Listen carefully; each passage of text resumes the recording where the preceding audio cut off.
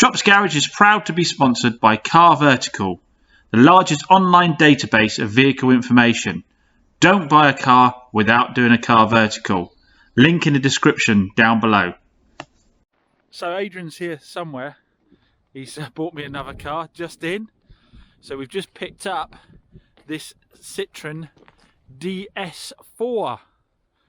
So we'll get it off the trailer and we'll have a good look around it. This is a 2012 62 plate. It's done 130,000 miles on, but it had its cam belt done last month. And I did check, this is the same engine as the Picasso I did. I did check for oil leaks and no oil leak on this one. Well, nothing as serious anyway. Looks like it's fairly tidy overall. There's a small few bits and bobs, but well, I say we'll get it off the trailer and have a good look at it. But this is going to be a cheap car. I don't think this is going to be more than 3,495. And when we start looking through the spec of it, I think you'll be quite impressed, because this is the DS4, not the C4. So it's the fancy one, isn't it? There he is. I found him. I'm not sure what he was up to. Anyway, right, what I need to do now is get the MGB out of the way, which hasn't been moved for about a month. So the battery will be dead on that. And then get the Jag out. We're going to load the Jag up and get that down to Malcolm finally for paint. Because I want to get it painted before I get MOT'd, so it's not utterly fresh MOT when it's sold. So let's see if the MGB will start first. First question is, did I disconnect the battery like a sensible person would, or did I leave it connected? I left it connected, so yeah. We know I'm not sensible. Oh my goodness, I forgot how small this was. Have we got any grunt? I very much doubt it. I think this has got a slow drain on the battery. Yeah, dead as a dodo.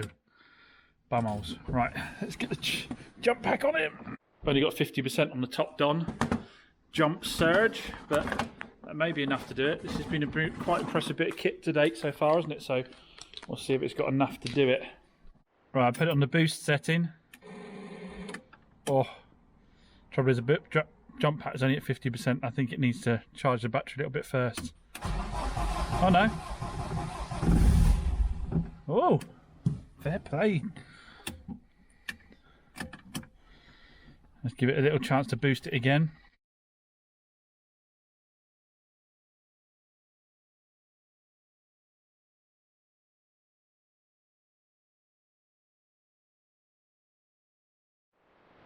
So I got the i20 outside, got that running because the battery was a little slow to start from sitting for that long. We'll have a little tidy up. This is my, for those of you wonder how I get this car so close together in the unit, this is my little pack of wood chips, which actually is a nice soft buffer. And when I hit that, I know it's time to stop reversing. Right, let's get the rest of them jiggered about. Right, now the Jag's gone off. Before we have a look at that Citron, that DS4, I need to rejig everything here because we've got a viewing on Saturday on the Clio. So I need to get that out to the front, and I need to get the i20 out from next door so I can get started on the i20 as well. So it's going to be a lot of jiggery pokery now, moving all these cars about.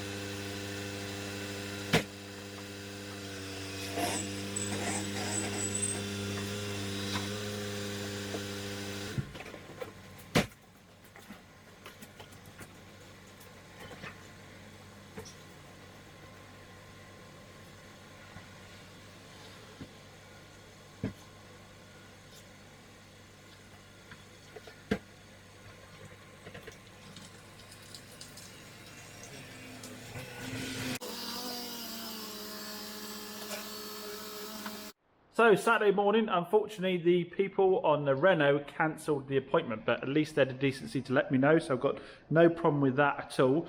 But I did have another booking for the Peugeot, and that's out on test drive, so we'll see how we get on with that. We got the Renault back from Renault, we got the Toyota back from MOT and from paint yesterday, so Malcolm did a cracking job again on the old paint there.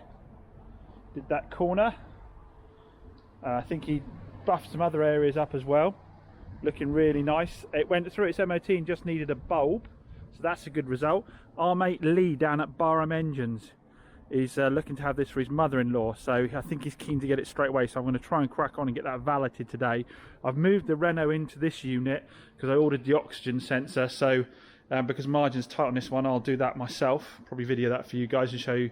It's a relatively simple job to do, so show you guys how to do that. I managed to get the Land Rover back in. Don't know what's happening with this Land Rover. Not really a lot of interest at all. I've dropped it down now to a price that is, let me get it straight. I think this is in the region of nearly £1,500 less than Auto Trader recommended now. Now I know the thing with this is this would probably sell, no problem at all. Needs a bit of a wipe down after being outside now. This would probably sell, no problem at all, at near enough Auto Trader recommended, because I had some phone calls early on from Auto Trader, the Auto Trader recommended. If I was the kind of dealer that would, you know, happily sit on it for, you know, 3 months, something like that. But you know what I'm like, guys. I want it in and out. I want the space. So if it does end up sticking, I mean, I've got margin to sell it a little cheap as well. If someone wanted it trade, I've got enough margin to let it go cheap on the trade front as well. But I would quite happily drive that myself, to be honest, if I haven't got in that situation. But obviously, I've got the Jag, which owes me less money, so it makes more sense to drive that at the moment. So yeah, someone asked me in the last video, how have I been getting on with the Jag? So I've been using it every day. I haven't solved the smell yet. It's booked in to have that looked at, so I do have to have the window cracked open a little bit. But what I was talking about when I said about selling this retail-wise is, for example, the handbrake light came on. It said the electronic handbrake had failed, and the light came on, and you couldn't put the handbrake on. Now obviously that would have been straight back to me, or I'd have had panic phone calls, that kind of thing. Now obviously, me being me and knowing a small amount about cars, it's been so wet and horrible and the car's been sitting, I thought, tell you what, it's been sitting while I've been on holiday.